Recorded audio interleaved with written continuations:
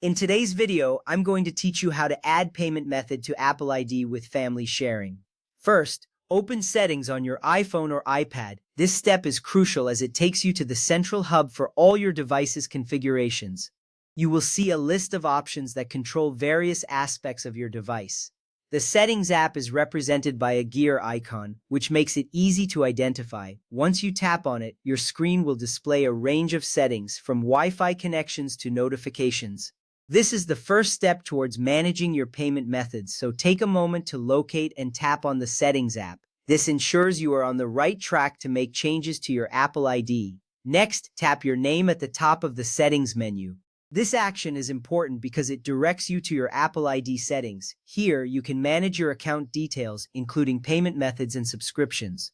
When you tap on your name, you will see a screen that reveals your Apple ID profile. This profile includes your email address, iCloud storage, and additional personal settings. It is your gateway to managing everything related to your Apple account. Take a moment to confirm that you are in the correct section. This is where all payment-related configurations will be made. From there, tap Payment and Shipping. This section is dedicated to your payment methods and shipping addresses. When you select this option, you will be able to see any existing payment methods linked to your account.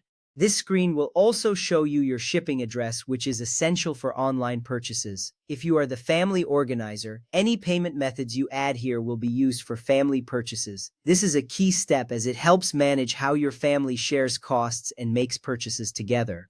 Now tap Add Payment Method. This button is where the magic happens. It allows you to add a new payment option. Once you tap this, you will be prompted to enter your payment details. This could include credit card information, debit card details, or even e-wallet options depending on what is available in your country. This is important because it ensures your account is funded and ready for transactions. After tapping this button, you will see a form that asks for your payment details. Enter your card or other payment details and tap Done.